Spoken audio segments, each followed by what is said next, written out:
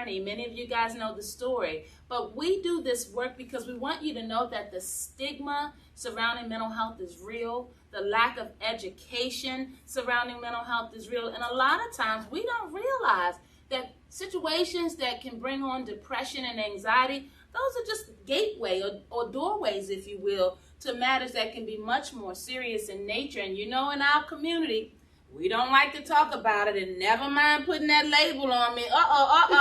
What's going on, Real Talk? You know what I'm talking about, don't you? Truth. I'm just saying, guys, it's your girls. I'm back for another week of Palms Up. We got my beautiful sidekick, the overseer, Dr. Ann Coles. The second, don't get it twisted. There's two of them. Happy holidays out there, guys. If you don't know already, tonight's title of the show is When Life Happens. And I just want to know out there, has your faith been tested lately? I bet after tonight's show, you're going to want to get on your knees and throw those hands up to God and just palms up to everything in your life right now. And if you're able to be before us and hear this broadcast, then you are blessed. You do have an opportunity one more day to be able to talk to folks, to get a support group in place, to be able to find some help if you need it out there. Many of you are challenged and dealing with some serious matters. You heard me mention at the top of the show that we are dedicating this broadcast to our beautiful matriarch, Regina Fleming. My mom was diagnosed with stage 4 lung cancer about this time last year. Well, no, let me be real. It was actually at the height of the pandemic, March 2020. And so she's already had a surgery and had part of her lung removed. And I share this information because many of you know my mom as being the matriarch of our work, no doubt. And obviously she's schizophrenia. And the reality is that she, through her caregiving years, has always been recognized as being a patient of mental health, a citizen of mental health. What about her woman wellness? What about the fact that the statistics say that the majority of folks diagnosed with schizophrenia and other mental health challenges are known to smoke? What about the dangers of tobacco and cancer? So when we start talking about depending solely on the government to provide care for our citizens, the reality is that we've got to make sure that there's somebody watching the watcher, no doubt.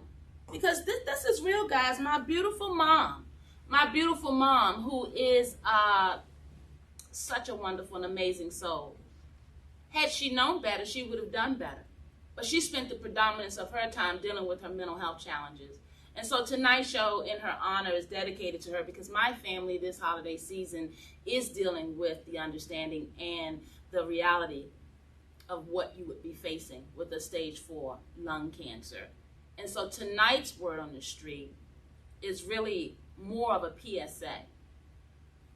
It's really about us not staying silent in the presence of a pandemic that would send our children back to school.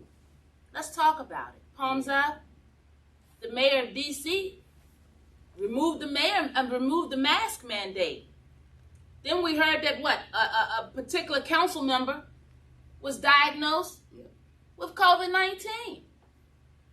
Then we find out, schools got to be closed because this variant is out of control. Guys, are we really going to continue to live our lives in this yo-yo fashion, dependent on everyone else to help us understand what we ourselves have got to roll our sleeves up and get involved in? Guys, if you don't feel those schools are safe, then don't send your children back to them. We all have a responsibility. And my concern is that we're too quiet out there. So the word on the street is our community needs to start talking it up. Word on the street is our community is concerned and confused because more often than not, the folks as of late that are testing positive for COVID-19 have been vaccinated. So now we understand there's this series of booster shots that need to happen.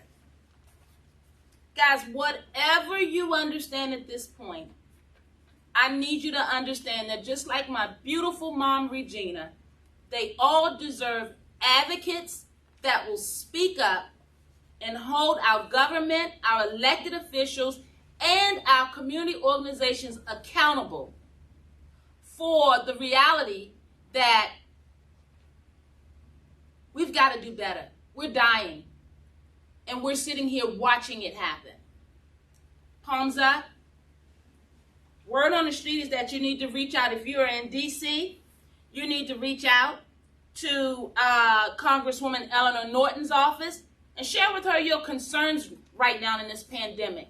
Let her know what your family is facing and request that they do better and help you to understand better. And the first question on your list in your letter, what's in the vaccination that would allow us to continue to test positive for COVID-19? Congresswoman Norton can be reached at 202-225-8050. The shadow senator for D.C. is Paul Strauss. He can be reached at 202-727-7990. If you are in the Prince George's County area, I'd like for you to direct your concerns and your letter to Angela Also Brooks. And she can be reached at 301-952-4131. And if you want other contact information such as emails and mailing addresses, then I'm going to invite you to Google those individuals. But don't do nothing. Folks are dying. We're concerned. And I know that our dear Overseer Coles, I know she got some real talk for us. So we're going to segue over to our beautiful queen and invite her into the discussion. Hey, Queen, welcome for another week. Thank you. And you know me, I'm sounding off. This is the show. You know, we're bearing all. What's the real talk for this week, dear Queen? Frustration with this COVID, this new variant. Now it's really affecting our children. Just today, I got a report from Children's Hospital where they're almost filled to capacity. Mm-hmm. In the schools, it's just running rapid. In Prince George's County, they shut down the schools the week of Christmas, mm-hmm. and they're talking about not even going back to maybe the middle of January, mm-hmm. if then. And my confusion is like, okay, we vaccinated. Yep, those that have been with Palm have walked through the story. Mm-hmm. I made my life an open book, taking both of my shots. Mm-hmm. And on January 5th, I actually go take the booster. And everybody's like, well, what's the use? But what I have found out, though, those who have been vaccinated, even though they get it, they don't get the bad effects compared to those that don't. The death is still on the rise. They're just being very quiet about it. So I ask y'all to do your research. Really do your reading on everything. With the boosters, they're saying now that you can mix them, but I'm going to tell you the one on the low totem pole, that Johnson & Johnson, they still giving it low numbers. Yeah, they are. And be mindful when talking about sending your kids to school. I have a teenage son that's in school, and I think I've made up my mind. I don't think I'm sending him back, because from September up to December, I've gotten about 15 different emails saying that someone has tested positive and they send our children home. And it's very traumatizing. Our children are really going through. They're scared. They're really scared. And I really want to leave it right there, because that's not energy enough, motivation enough for you to get up and do something different, then I don't know what is. Our children's concern, their wellness, and their safety should be at the forefront of all that we do. Oh, guys, I appreciate the fact that we've got some beautiful souls on the platform, and so will you please join me in welcoming to the platform Mr. Herb McKinney. Mr. McKinney, again, thank you. And I see Herbie. I keep saying Herb. I don't want to give you a nickname that I haven't earned the right to use. So is it Herb or Herbie? If you'll unmute for us and come to the platform, we'd love to hear from you, Prince. Or King, rather. It's just Herb. It's just Herb. Okay, I figured, we like cool. We like to be cool. With a name like Rhonda growing up, I just couldn't get a nickname in there, I was a little I was doing too much, as the kids say. Welcome to the platform, Herb, and happy holidays to you. Thank you so very much. I appreciate it. Happy to be here. Thank you so much for inviting me. Well, we had the opportunity to speak briefly a few months back, and how could we not have you here? Palms up.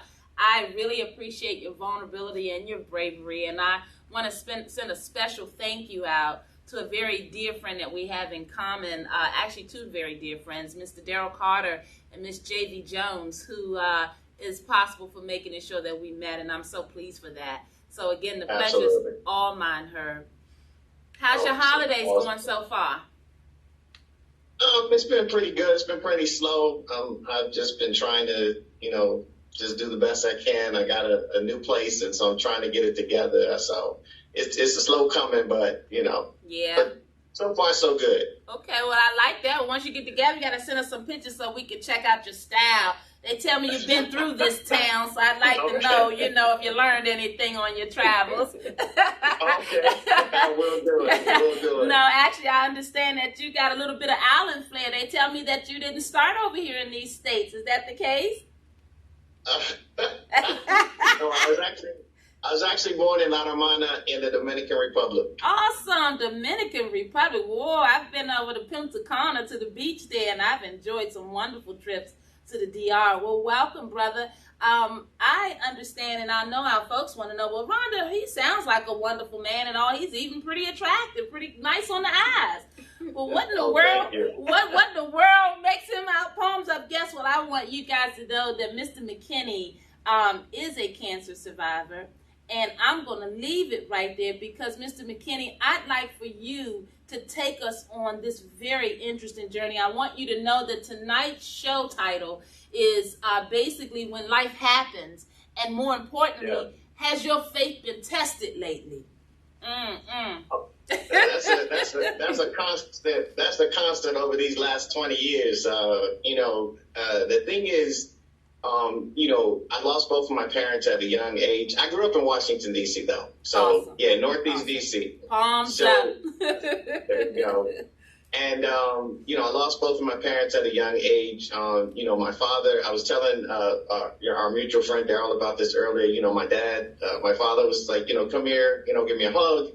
He passed away, right? He says, I want to tell you I love you. And he passed away. And then shortly after that, a year after that, my mom said, I love you guys. I'm to my brother and my sister. And he said, I'm going to the hospital to have this procedure done. But, I'm okay. Turns out she had cancer as well, but she didn't know it because she didn't, like going to the doctor because, again, her parents had cancer. They went to the doctor and then they didn't come back. My mom went to the doctor, had cancer, didn't come back. And so I'm thinking, it's the same thing. It's going to happen to me, So I never went to the doctor. And unfortunately, it took a toll on my life, like you said about mental health and having that positive attitude. And just because when you're not thinking straight, you literally are not thinking straight. And then I don't know if that makes sense, if I'm saying that right. Because you lose focus. You overlook things or you take things for granted that you shouldn't take for granted. Like for me, like I said, I took my health for granted and I didn't go to the doctor.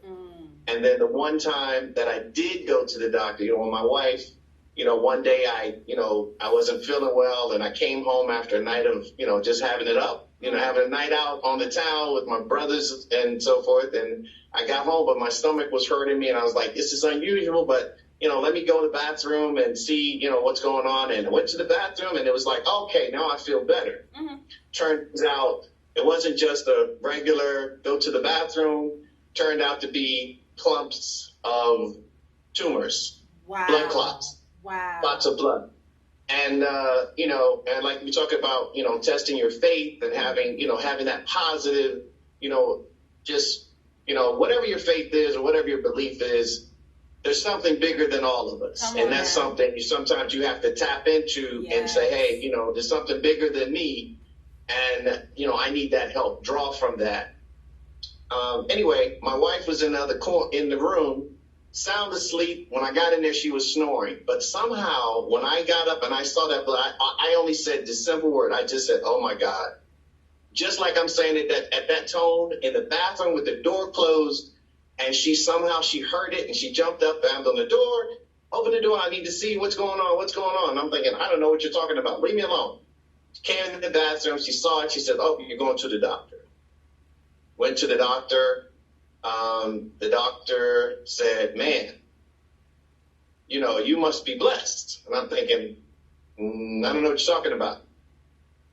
He said, "Because, but we are going to get this taken care of." Turns out I got the exam. Turns out I had stage 4 cancer, colon cancer. That's the first time. But literally I found out on Friday.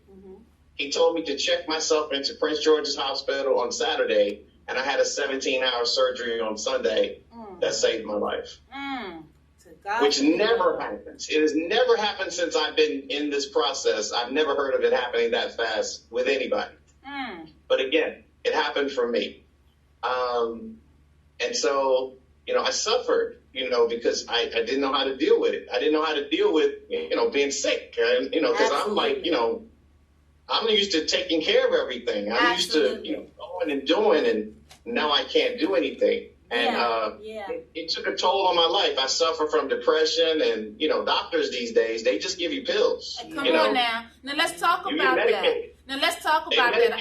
I love that. I love that you went there, because obviously the depression is something that you're a black man, and for our black men, we don't talk about our emotions anyway. And so obviously to have to go through something as strong as that, I know depression had to be real for you. How did you deal with the depression? And obviously you've had an opportunity to come through, I'd like to believe, because you sit before us seeming so well adjusted and balanced. Is that pretty accurate? It's cool, yeah. Well, so at one point, my daughter was home from me, and I kept trying to figure out, what are you doing here? Why are you here? And she says, "Well, I'm here because I'm just washing my clothes." And I'm thinking, you should be in school. And she says, "Yeah, that's funny." And I'm just like, "Well, no, I'm serious, because I'm upset now. Like, wait a minute, you just dismiss me. I'm asking you a question. Why are you not in school? Are you sick or something or something?" And so she said, "Daddy, I graduated high school 3 years ago." Wow. I said, "Wait a minute. Wait, what?" Wow. And I thought she was lying to me. I was really upset with her, and I thought she was lying to me, and I got mad, and I called her mother. I said, "Listen, I'm going to kill this child if she tell me another lie." She said, "I'm telling you, I graduated 3 years ago." She went and got the diploma, showed me 3 years ago she graduated. I didn't even know. I had been taking those pills. I had been just I living in the basement of my house with my family living upstairs, and I lived in the basement for 3 years, and I didn't even know it had passed. Wow. I literally did not know it had passed. Wow. And finally that day I said, "Okay, that's it. I got to do something else. I can't keep this going. I have to figure out something." So, again, I called the doctor and talked to him, and he says, "Yeah, I have some experimental stuff we can do." And I was thinking, whatever you got to do, let's do it, because I can't go another 3 years living in this basement and watch my kids just grow up, and then they moved out. Actually, 2 of my children that moved out, I didn't even know they left. Wow. So, yeah, so it was just, and then those pills, and just taking those pills. I was taking morphine, I was taking Dilaudid, I was taking muscle relaxers, depressants, the gabapentin. It was just pill after pill. Take a pill to go to the bathroom, a pill not to go to the bathroom, a pill just to stop from going to the bathroom so much. It was a pill. I was taking about 25, 30 pills a day. Jesus. And plus the injections. Jesus. So, right. And so then fast forward, I stopped all that. I got the implants for my spinal degeneration, because the cancer, the treatment for the radiation had degenerated my spine. And so I couldn't walk. So that's why I was falling and so forth. So I got the implants and got that done. And then fast forward, so I'm thinking I'm okay, I'm back, and 5 years now, I'm good. I've been going to the doctor, and boom, now I got lymphoma. Wow. So 37 transfusions later. Come on, God. 37 transfusions later, I come back, and I was like, okay, I'm good. I'm straight. Nothing else. I mean, I'm good. I'm okay. 5 years go by. I got prostate cancer. So, so at that point, I figure, I gotta laugh. Because if I don't start laughing, I'm gonna start crying and then I'm gonna jump off a bridge or something. So I just started laughing. Everything was like, whatever. I go in for my surgery, and the guy says, "Man, I don't know how you got such a great sense of humor." He said, "When somebody originally, when I went for the cancer, he said somebody with stage 4 cancer." I'm like, "Well, who has stage 4 cancer?" He said, "Well, you do." And I was like, "Wait a minute, hold up. We need to talk about this." And it was like, "What? No, man, come on, let's go ahead." What? We're going into the surgery. So I went on in, I had the surgery. This is like I don't know how many surgeries was at that point. And then, I came out, I was fine. I went home probably 2 days later. 2 days after that, I went home. And I was out walking around probably in another 2 days after that or 3 days after that. And, again, just, the thing is about mental health and things like that. If you surround yourself with positive people, and people that tell you the truth, not people that pity you and lie to you and tell you, "Oh, it's going to be okay. Don't worry about it." No, you need to worry about it. That's right. You need to think about it. Amen. And do what you have to do. You need to eat right. You need to take care of yourself. You need to, you can't, if you got a problem, you can't be smoking and drinking and hanging out and doing all this stuff. You need to eat right. Live your life right and do that kind of stuff. And by all means, if nothing else, have some kind of positive, resource that if you do feel low, if you do get in a situation where you're feeling down in the dumps, life gets hard, because life is hard. Let's not make no mistake about it. Come on. Reach out, and you got somebody you can reach out to who's going to tell you the truth. It's just so much easier on the other side of that conversation. Life is so much better after that. Amen. Thank you for that. Just take a breath for a minute so we can applaud you, palms up you, and give our viewers time to pick their chin up off the table. I mean, my God. I mean, it takes me right back to one of the very first statements you said, which was that the doctor said, "You're a blessed man." And I couldn't even have known, and I don't know that he even knew. But obviously, you are a blessed man. And one of the things that comes to my mind, because obviously, when we find ourselves going through more so than not, we lean heavily on our faith. I'm just curious, prior to the cancer, were you a heavily religious man, or were you a praying soul? I'm just curious as to what your disposition was prior to understanding and, Well, I wouldn't say, okay, so let me say this. I would not say that I was overly religious, so to speak, like go to church, because, I'm a little, anyway, that's another show. Palms up, Herb. I'm with you with that, and we're going to schedule that other show. Go ahead, I'm with you.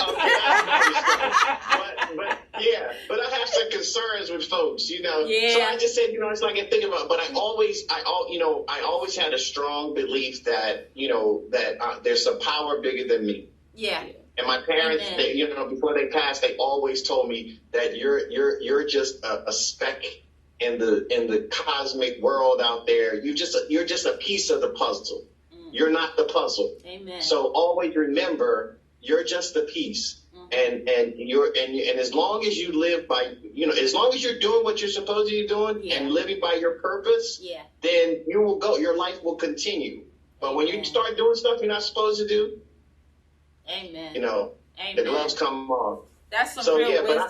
But I used to pray over I used to pray all the time. I used to, to speak to God and everything about different issues when I was going through stuff. But I was never like, I go to a church and read the Bible and things like that. I mean, that was never my thing. Later, I did it. Amen.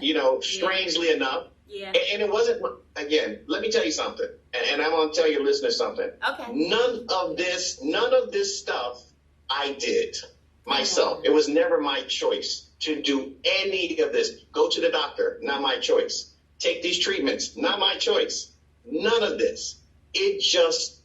Everything just happened the way it's supposed to happen. The people in my life said, listen, this is what you need to do. And I just trust that that was the truth and that was the case. And I followed that. And I have just continued to take what I've learned over these years and just push that and go forward. I think that is just so awesome. You're touching on some things that our listeners hear often, and just kudos to you for having the strength to endure, and again, for trusting your support network. Oftentimes we talk about the importance of having a support network, and it sounds like you relied heavily on yours, and it came through for you. One of the things that also comes to my mind as you were going through, I would imagine therapy on some level would have entered the equation, either from a counseling understanding, a non-traditional or otherwise, because we've got some beautiful souls that are going to speak to us the second part of the show. And one of the things that we are always promoting is that, one,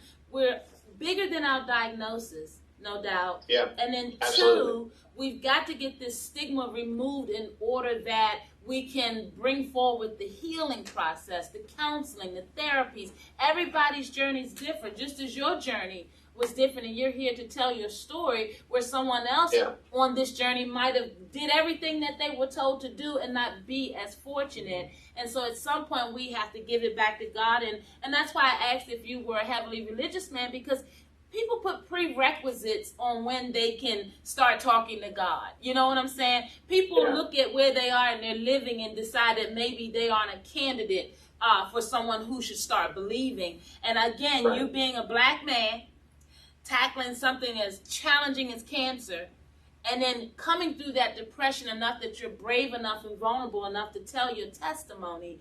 Is there anything else that you, message-wise, that you'd like to share for not just our brothers out there, but for our families out there that are like you, that don't want to go to the doctor because our family members before us, they didn't get good news. And, can you give us something encouraging from your journey that will help someone out there this holiday season?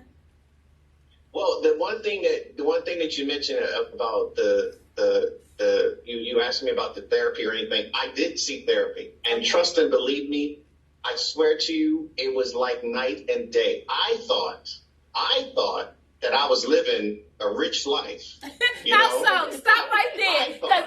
What's rich? Define it and break it down. Come on, let's go. Because there's so many out here.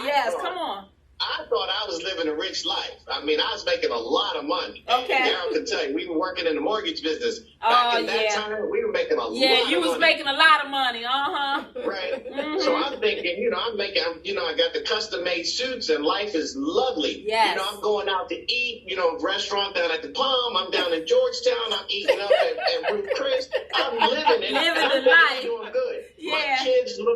My kids looking like brand new money every day. We were living over at Lake Arbor. When you live in you're Mitchellville, right? Yeah. Oh, Mitchellville. Oh, yeah. Right? Yeah, you made it. Yeah, you made it. Palms up to Mitchellville out there.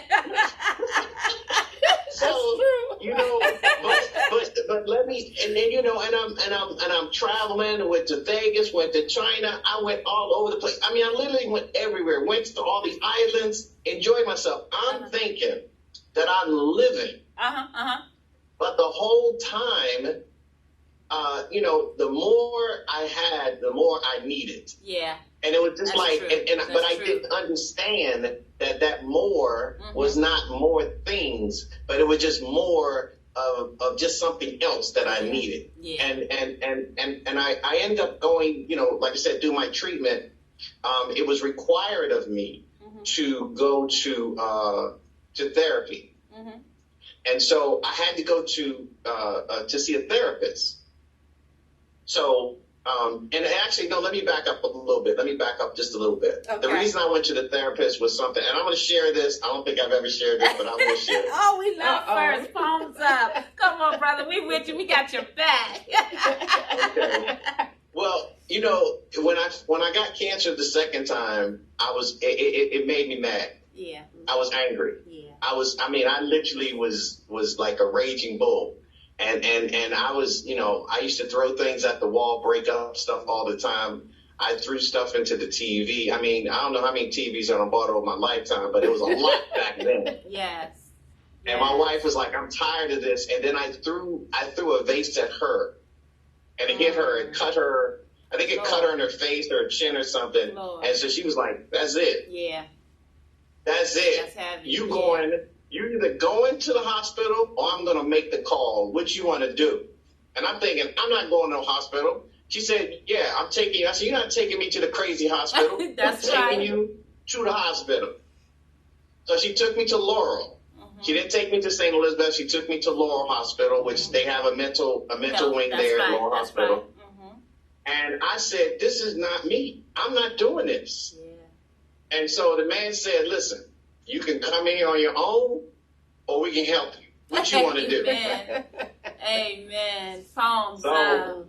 Amen. With me at that time, you're going to have to help me. Yeah. So they got something for you over there. So they gave me, they choked me up, put me in a suit, tied me down, put me in the bed. Tell the story, brother. Tell the story. I was done. I was like, that's it. I want to die. I hope I die. This is it. I'm done. I hope I die, because if I die, I can get back at her. So she put me here, and that's what I said to myself. But a funny thing happened though.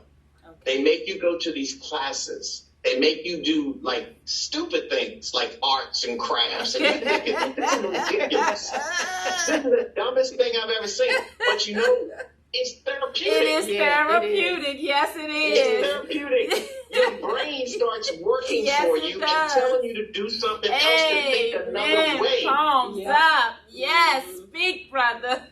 And I changed, and I started changing, and then it was the kiss of death. Okay.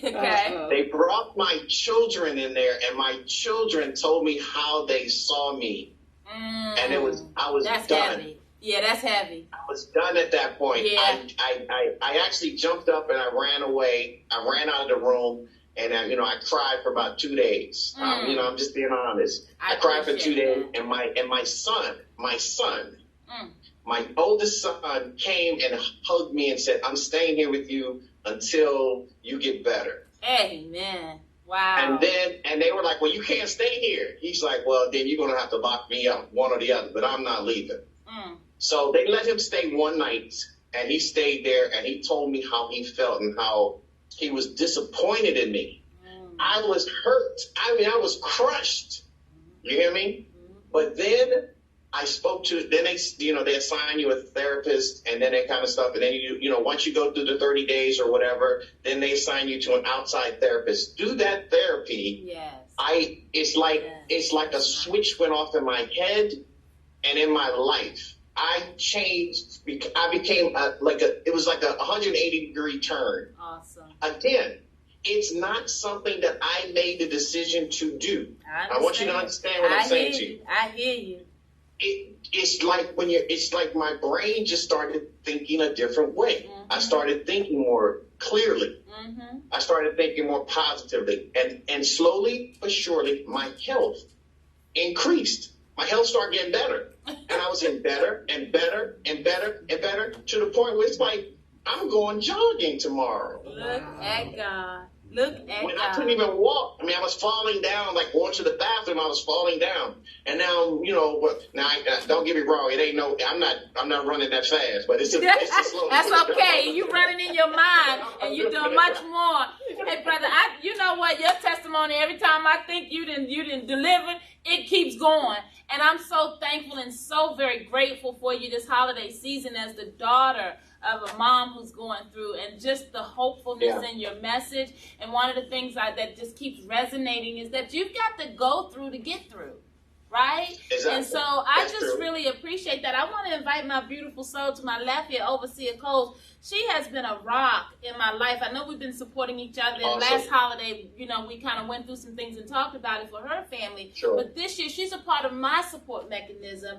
And I just wanted to thank you, because I don't know that our support or our peer folks know how important they are to us when we are going through. And as I hear your story, and as I hear you talk about how none of the decisions were yours, the beautiful, beautiful understanding of your support network, palms up to you, brother. I thank God for you, and I thank God for the fact that you are here and able to tell your story. I really do. You're very welcome. I really do. And let me just say one more thing. The American Cancer Society, believe it or not, they're one of the biggest lobbyists in the world. And they if you have a problem especially with cancer, call them. Amen. Tell them. And they'll do something. I don't know what they'll do, but they will do something. And you'll get some answers. I love that. And Overseer Cole, did you, as a member of a support network this holiday season and us talking about something so heavy, what comes to mind? I just, real talk. It takes me back to my mom, because I was a caregiver for my mom and my dad until they passed. And y'all have patience. Even though we caregivers, y'all can tell your doctors not to tell us something. But I knew something was up when they said they had to give her a hysterectomy. But she needed to go to a cancer specialist, GYN. They sent her home Thursday, and the doctor said, I want to do surgery on you Friday. That's just how serious it was. Yeah. So I get it. I get it. And I can also identify with you when you talked about the medication. 7 days of my life, I cannot recall. Medicine, the medication, putting on steroids and everything. 7 days of my life. And it does mentally bother you. So I get it. And thank God that you made it, and you willing to talk about it, because most men won't. Amen. And our brothers need to be able to be support for one another and go through. So thank you so much. You're very welcome. You're very welcome, ladies. And Herb, I just thought about something. You talked about the colon cancer. Had you been someone who had been being tested regularly prior to, or was that your first experience with the whole process in terms of the colonoscopy and all?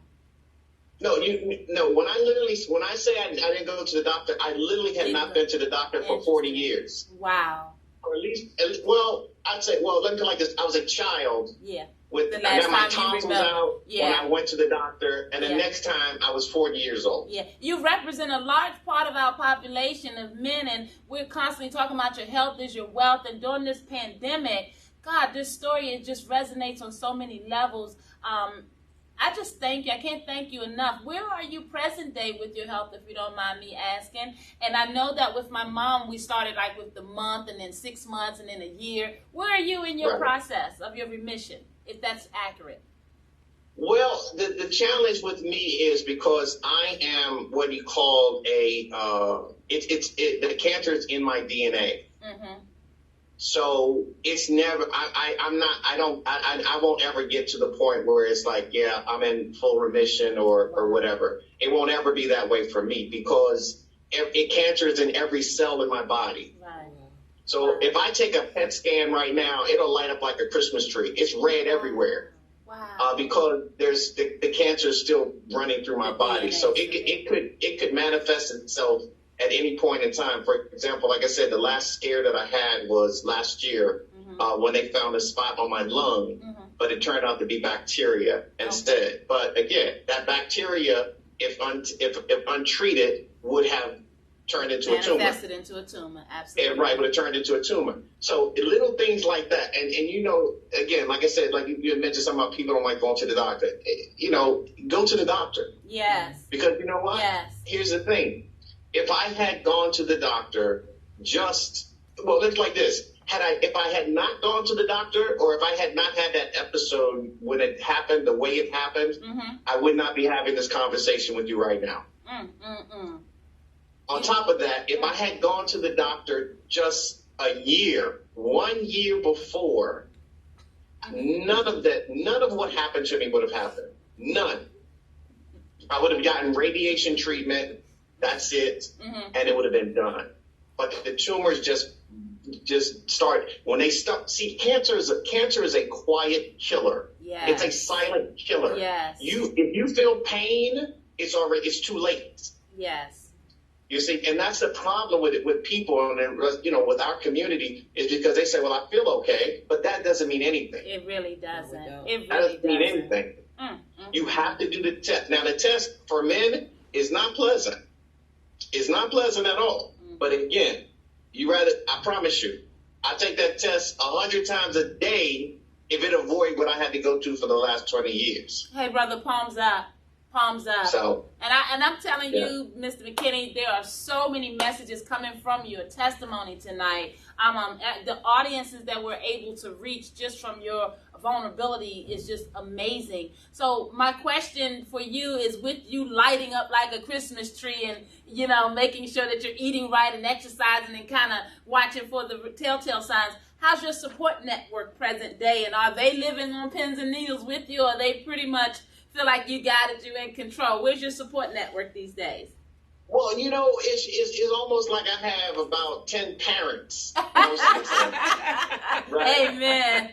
Amen. Right? You Because are a it's blessed like, man. You know, every time I turn around, I have this thing for sweet potato pie. But my sister makes like the best sweet potato pie in the world. She used to make me like 10 of them, and I eat almost 10 of them. Wow. And now she makes me one and says, go ahead, I'm going to give you a piece today, and then I'll give you a piece tomorrow, and I'll drop a piece off when I come home. And so it's like, it's ridiculous. But you know what? I've learned to live with that. And appreciate it. And that's the thing. You gotta learn. I learned to appreciate it. Amen. So, hey, Mr. McKinney, I really appreciate you. We got some beautiful souls that have been patiently waiting to come to the forefront, but most importantly, I know that they've appreciated your testimony, because a lot of what they're going to speak about today is about extending opportunities so that we can build stronger professional bases of therapy in our community spaces. And so your message this holiday season is right on time. From the bottom of my heart, I thank you for being the example. For being the example of when life happens, you know what I'm saying? And you may not have been on you. It may not have been on your radar. But Department of Children and Family Services. Of course you do. Because you know why? There's a reason you're living in your purpose now, and you're going to touch so many more lives. Oh my God, palms up to you, brother. The story just keeps on giving. You feel like a modern day version of It's a Wonderful Life. I'm just saying. There you go. Hey, brother. And with that said, I'm going to bid you adieu, and please stay and hang out with us or check in with us from time to time. But most importantly, happy holidays to you, you beautiful soul, you. And thanks from the bottom of our hearts.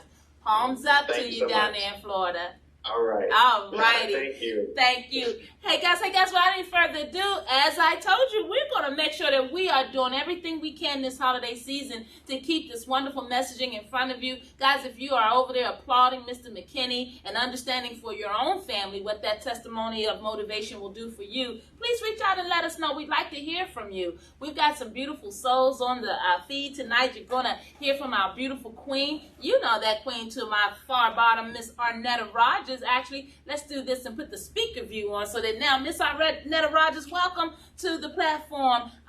Miss Arnetta Rogers is the CEO of My BMF Solutions, and she has partnered with the folks over at Therapeutic Wellness Services out of Baltimore. They also do work here in the Prince George's County area, so they actually do work, I understand, in the Maryland area. And as a result of that, we are excited. Arnetta Rogers is on the board for MI Mother's Keeper, which you all know MI. We're out in these streets spreading mental health messaging, programming, you name it. We're doing advocacy work. And so Ms. Rogers was beautifully talented enough to recognize the importance of us building a stronger therapeutic base in our communities. And thus the relationship begins. So I hope I didn't botch that up too bad, Ms. Rogers. Will you come to the forefront and please help us to understand these beautiful souls that we have on the platform with you this evening, and why it is we should be really excited about January the 15th?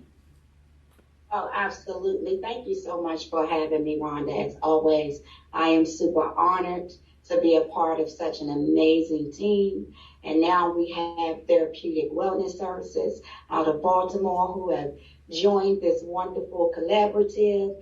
And we just have so much work to do. I'm excited that we are on Palms Up, speaking with you all today about our upcoming job fair for mental health professionals. Yes. And we have Arteria Watkins and Mr. Keith James with us, and they're going to talk with you a little bit about some of the positions that are needed and what's required for this job fair.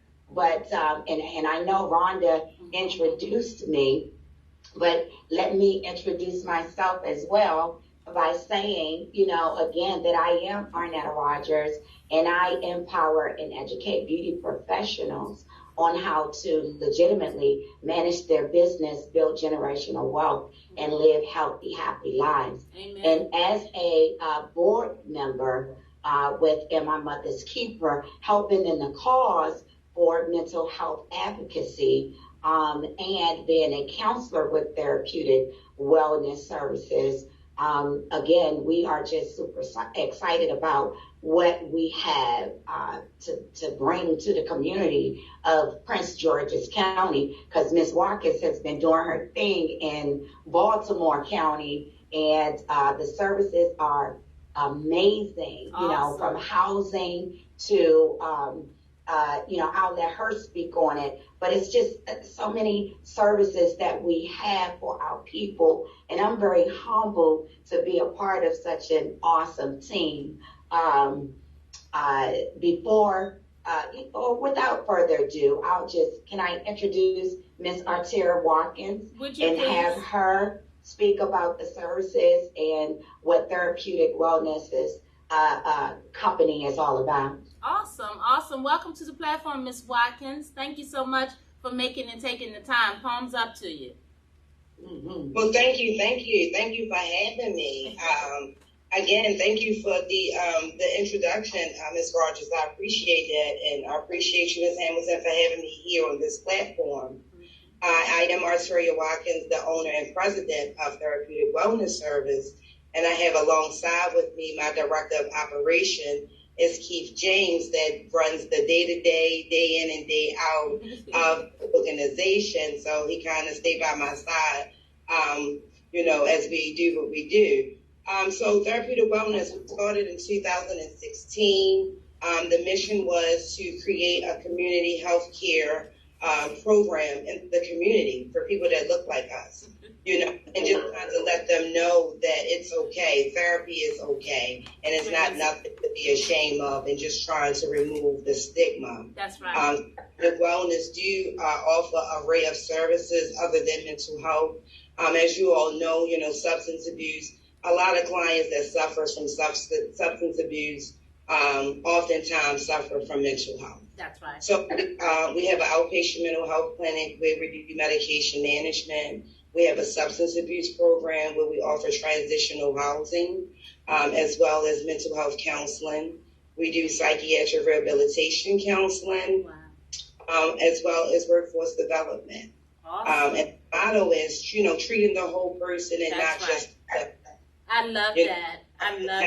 in all areas. Thank you. Yes, treating the whole person. You heard it from our culturally competent, culturally correct mental health therapist and CEO of, give us the name of that company again, Therapeutic Wellness.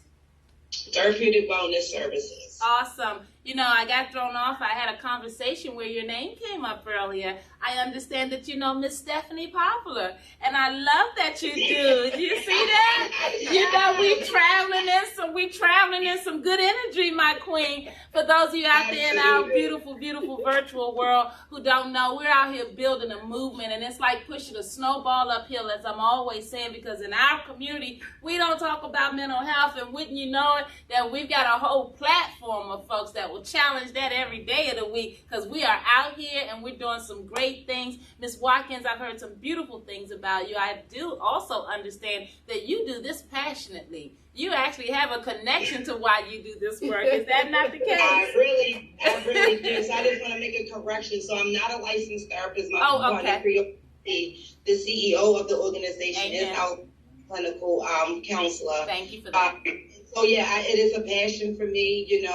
It started very young, with battling depression my own self as a young teenager, and, having a child at a such young age and just not knowing, what to do with all of the feelings that I was feeling, and just raised in that household and that, that same stigma, you don't talk about it. You just going to keep on moving and you do what you got to do, but you get older and you know better, you kind of do better. Absolutely.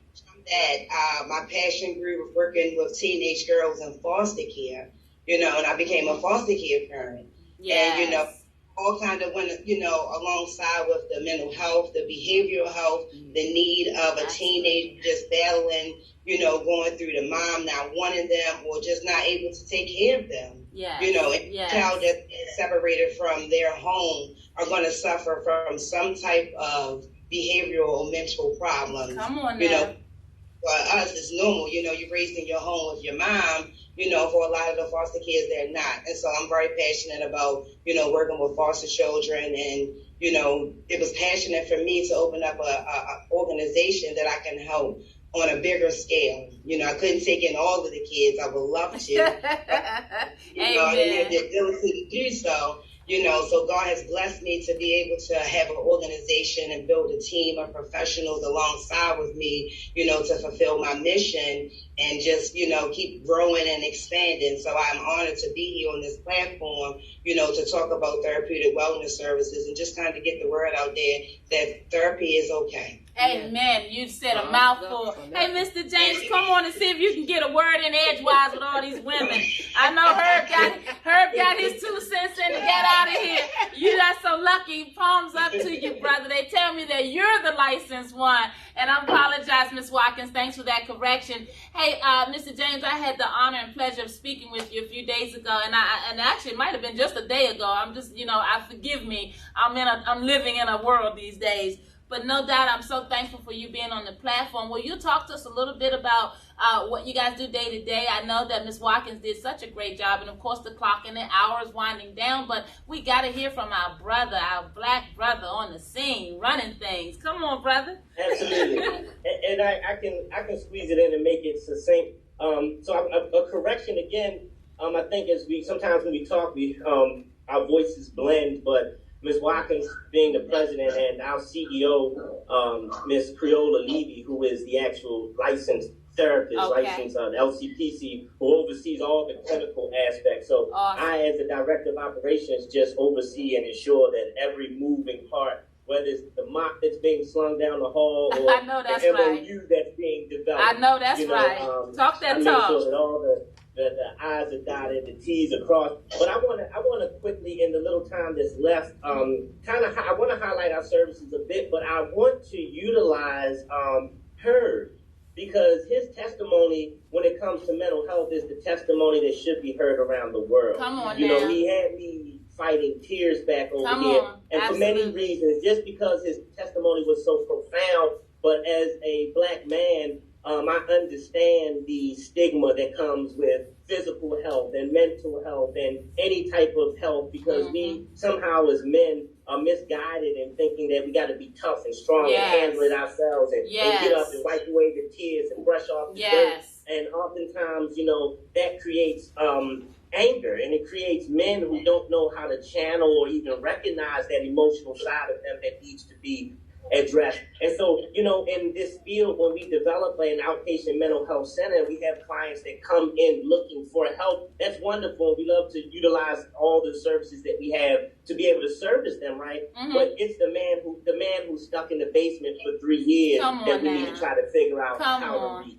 How to get him out of that basement, how to make him realize that these services are available, and that whether it's art therapy or talk therapy or medication management is done in the right way. Because medication management is not e-therapy, but medication sometimes may need to be used to get somebody stable enough to be able to listen or take part in the therapies that are available. That's right. And so, when Ms. Watkins and Ms. Levy, who me being under their tutelage, have taught me so much about what goes on in the community and the needs in our community. And, I drive so hard to get our services out there. But see, when we talked about the job fair, Ms. Arnetta, and you talked about the need is various, because we need licensed professionals who have the license and the credentials to practice on a clinical level. But then when you talk about the psychiatric rehabilitation counselors who are boots on the ground out there connecting with the individuals that we serve, helping with some of the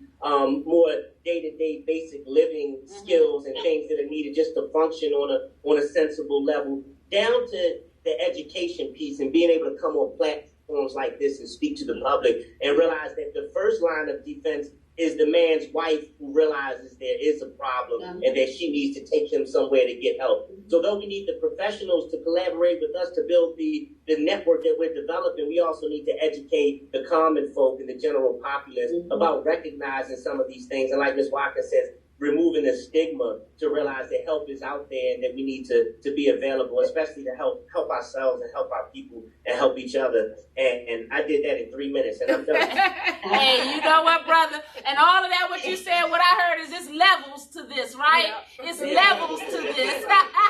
You don't just walk in and get it all in one shebang. And somebody's got to oversee to make sure that that mop is moving, make sure that medicine is managed right. And you guys help to oversee. It sounds like a wonderful network of care. And what we're always pushing here at the Healthy DCME Leadership Coalition is that we've got to help our folks find culturally appropriate, comprehensive systems of care. What does that look like? Well, if you're not existing and haven't had access to it, you wouldn't know.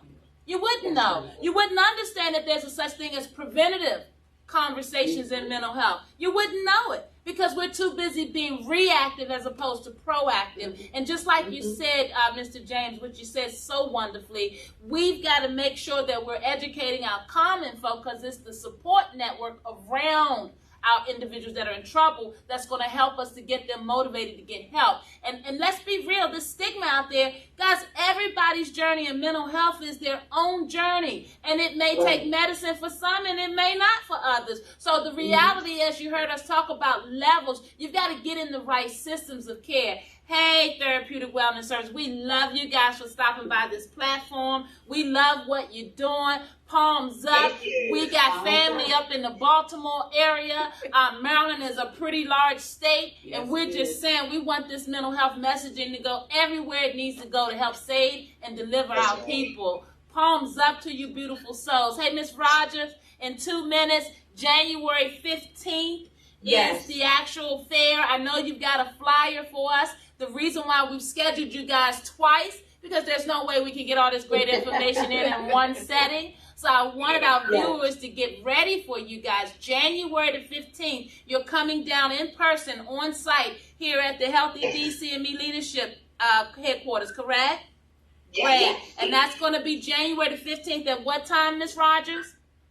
January 15th. That's Saturday, January 15th, from noon to 3 p.m. in person, masked and social distancing in full effect. It's a mental health professional job fair, and we need you. We need licensed professionals, LMSW, LCSW, LGPG, LCPCs, and our PRP counselors. We need you. If you're interested, please join us. Saturday, January 15th from noon to 3 p.m. We'll post the flyers on our platform. Thank you. And we'll be posting the flyer throughout our platforms as well. If you want any further information, healthydcandme.org. Make sure to spell the word "and" out. And also, we'll be putting a link on our website for the Therapeutic Wellness Services folks so you guys can be able to get more information about who they are. Guys, that's our time this week. Actually, we're running awfully close to running over,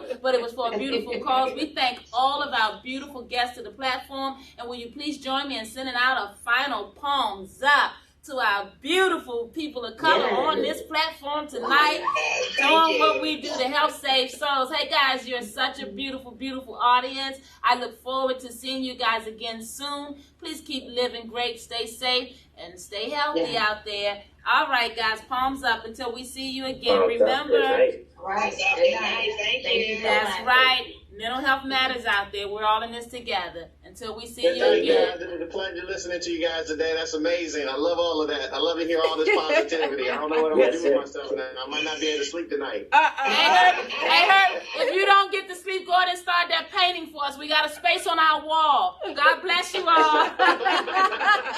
Amen. Recording stopped.